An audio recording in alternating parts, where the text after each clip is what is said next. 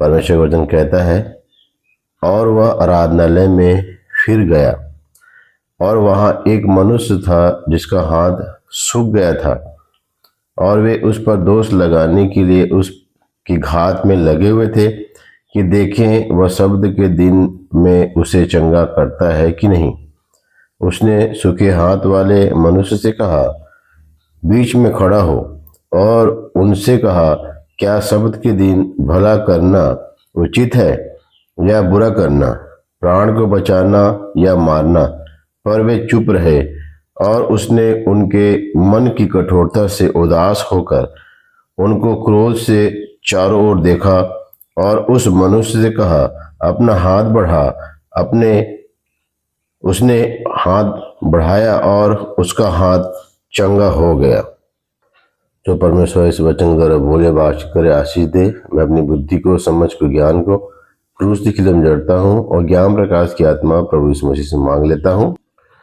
इस जगह में परमेश्वर ने आराधनालय को, मनुष्य को और शब्द के दिन को, ये तीनों चीज़ों को बनाया था। आराधनालय को सुलेमान के द्वारा परमेश्वर ने बनवाया था, और मनुष्य को भी उत्पत्ति के समय में परमेश्वर ने बनवाया था, और शब्द के दिन को भी परमेश्वर ने व्यवस्था के समय में दिया था।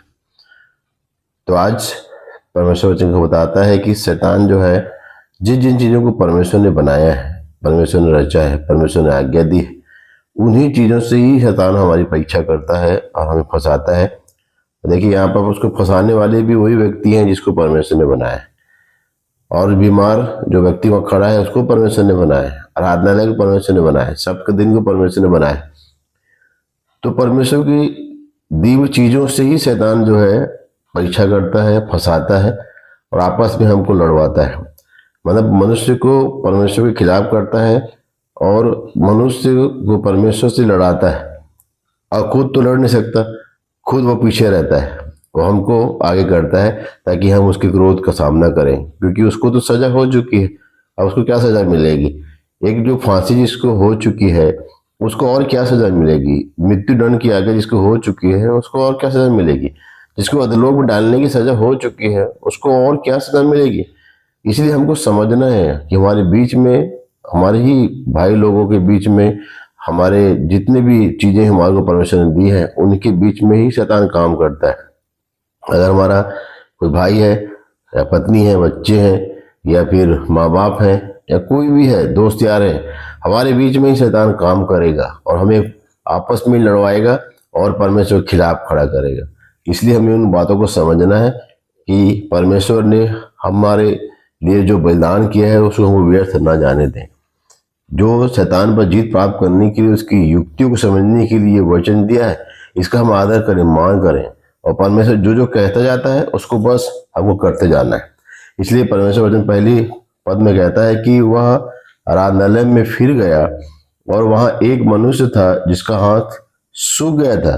देखिए, परमेश्वर ने कहता है कि वो मनुष्य जो बीमार था वहां पर उस सभा में था, और कहता है कि और वे उस पर दोष लगाने के लिए उसकी घात में लगे हुए थे। मतलब यीशु मसीह को दोष लगाना चाहते थे, यीशु मसीह के ऊपर दोष लगाना चाहते थे। क्यों? क्योंकि उनके जितने बिजनेस थे उसको वो ठप करते जा रहा था। लोग आराधनालय में आना बंद कर दिए थे, बहुत कम हो गए थे, और उनका बिजनेस ठप होते जा रहा था। उसको दिक्कत हो गई थी कि हमारी पहले पूजा करते थे, लोग हमारे पैर पड़ते थे, हमारे पास आते थे, हमसे प्रार्थना करवाते थे, लेकिन ये ऐसा व्यक्ति आया है अब जो इसके पीछे हो लिए हैं, लोग इसके पीछे हो लगे हैं, इसलिए वो घात करना चाहते थे, उसको नुकसान पहुंचाना चाहते थे। इसलिए परमेश्वर वचन बताता है कि ये कोई नई बात नहीं है, आज भी ये काम हो रहा है। हमको भी लोग घात करने के लिए बहुत सारी युक्तियां करेंगे, लेकिन जो हमको घात करने आते हैं उसको भी परमेश्वर ने बनाया है। हमारे भाई हैं, हमारे बंधु हैं, हमारे परिवार के लोग हैं, हमारे ही कुल के लोग हैं, मनुष्य कुल के लोग हैं हमारे। इसलिए परमेश्वर वचन बताता है कि हमको बहुत सावधानी से इस पृथ्वी पर रहना। जैसे यीशु मसीह इस पृथ्वी पर आया, बहुत सावधानी से रहा, उसको फंसाने के लिए, हमको फंसाने के लिए नहीं। यहाँ पर यीशु मसीह को फंसाने के लिए इस काम को वो कर रहे थे, लेकिन यीशु मसीह क्या जवाब देता है, हमको भी वही जवाब देना है।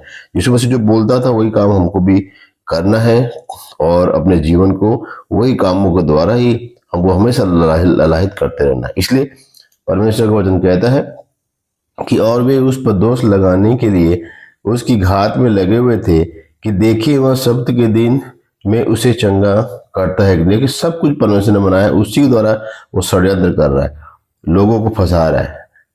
इसलिए बोलता है यहाँ पर परमेश्वर वचन कि वो जो लोग थे, शास्त्री थे, फरीसी थे, वो उसको फंसाने के लिए नहीं, शैतान फंसाने के लिए आ रहा था। परमेश्वर तो जानता है ना, शैतान को देख लेता है कि इंसान के पीछे से काम करता है वो, परमेश्वर से देख लेता था, इसीलिए बचता था वो। तो आज हमको भी देखना है कि शैतान इंसानों के पीछे से काम कर रहा है, और उस समय हमको जैसा परमेश्वर से जवाब देता था वैसे ही हमको भी जवाब देना है। फिर 3 पद कहता है कि उसने सूखे हाथ वाले मनुष्य से कहा, बीच में खड़ा हो और उनसे कहा, क्या शब्द के दिन भला करना। देखिए यहाँ पर जो यीशु मसीह बोला है उसको हमको करना है, और जिस बात को यहाँ पर दर्शाया है उसको हमको पकड़ना है। देखिए क्या बोलता है कि और उनसे कहा कि क्या शब्द के दिन भला करना। तो शब्द के दिन के बारे में उसकी परीक्षा कर रहे थे, व्यवस्था के बारे में उसकी परीक्षा कर रहे थे। तो परमेश्वर ने कहता है कि और उनसे कहा, क्या शब्द के दिन भला करना उचित है या बुरा करना, प्राण को बचाना या मारना। पर वो चुप रहे। देखिए उनका मुंह बंद हो गया। एक समय ऐसा आएगा जब प्रभु न्याय करेगा, उस समय सबके मुंह, इस संसार में जितने भी लोग हैं जो आज नाना प्रकार की बातें कर रहे हैं, बड़े बड़े बातें कर रहे हैं, वो सबके मुंह बंद हो जाएंगे, हमारे मुंह बंद हो जाएंगे। इसलिए इस पृथ्वी पर रहकर हमको अपने मुंह को बंद करके चलना है, ताकि उस दिन हमारा मुंह बंद ना हो।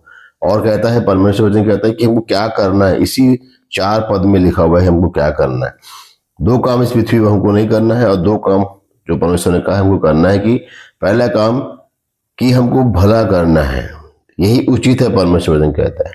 पर हमको दूसरा काम ये नहीं करना है कि हमको बुरा नहीं करना है। कोई भी बुराई हमारे जीवन से नहीं दिखाई देनी चाहिए। बहुत सारी बुराइयों के बारे में हम जानते हैं, बहुत शास्त्र हमको बताता है। फिर दूसरा बोलता है कि प्राण को बचाना या मारना। हमको प्राणों को बचाना है, लोगों के प्राणों को बचाना है। जो परमेश्वर के लोग हैं, जितने भी संसार में मनुष्य बनाए हैं परमेश्वर ने, वो सब परमेश्वर है, हमको सबको बचाना है। इसलिए जब वो आते हैं हमको कुछ भी नुकसान पहुंचाने के लिए, हमको उनको बताना है कि हम लोग भाई हैं, बंधु हैं, हम आपस में प्रेमी हैं। इसलिए कि हमको परमेश्वर ने बनाया है, हम एक ही जाति के हैं, मनुष्य जाति के हैं।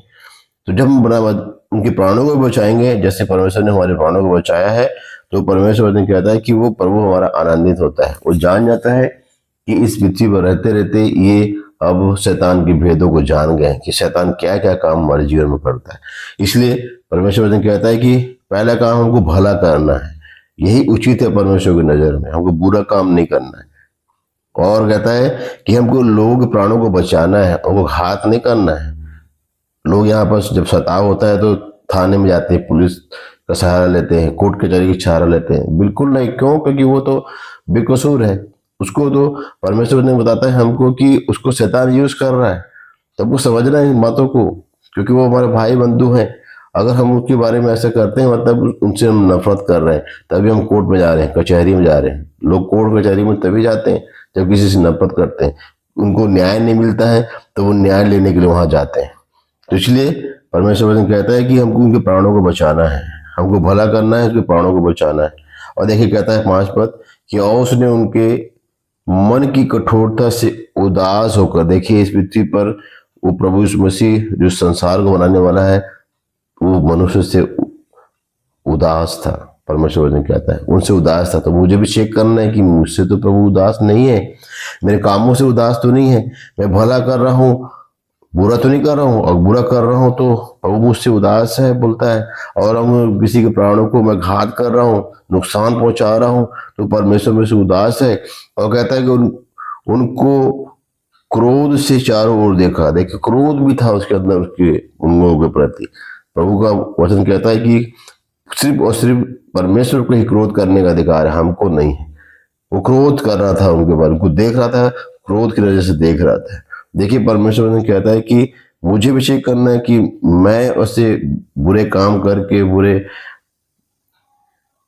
जगहों में जा करके, बुरे बुरे विचारों को रख के मैं भी कोई ऐसा काम तो नहीं कर रहा हूँ जिससे परमेश्वर क्रोधित है। मुझे भी चेक करना है, हमको भी चेक करना है।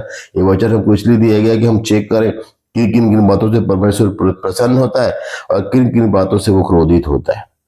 ये चेक करना है मुझे।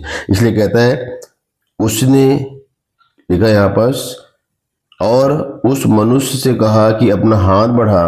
उसने बढ़ाया और उसका हाथ अच्छा हो गया। देखिए, एक व्यक्ति था जो परेशान था, दुखी था, और अपने उस हाथ के सूखे जाने से, उस बीमारी से वो बहुत ज्यादा दुखी था। लेकिन परमेश्वर वचन बताता है कि प्रभु मसीह प्रभु विश्वास किया, उसने हाथ बढ़ाया और वो चंगा हो गया। लेकिन उसके बाद उसका जिक्र नहीं पाया जाता है।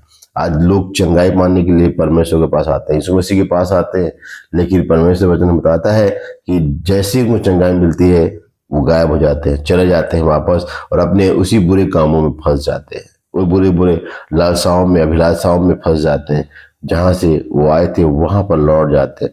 लेकिन परमेश्वर वचन बताता है कि जैसे हम चंगाई पाए, जैसे हमारे जीवन में पाप, परमेश्वर हमारे पाप मुक्त करे, जैसे हमारे पापों को अपने पीठ के पीछे फेंक दे, जैसे ही हमारे जीवन में काम करे, हमको नया जीवन दे परमेश्वर, वैसे ही हमको उसके पीछे हो लेना है। जैसे परमेश्वर वचन बताता है कि भेड़ बनकर वो चरवाहे की आवाजों को सुनते हैं। ये वचन उस चरवाहे की आवाज है, उस यीशु मसीह की आवाज है।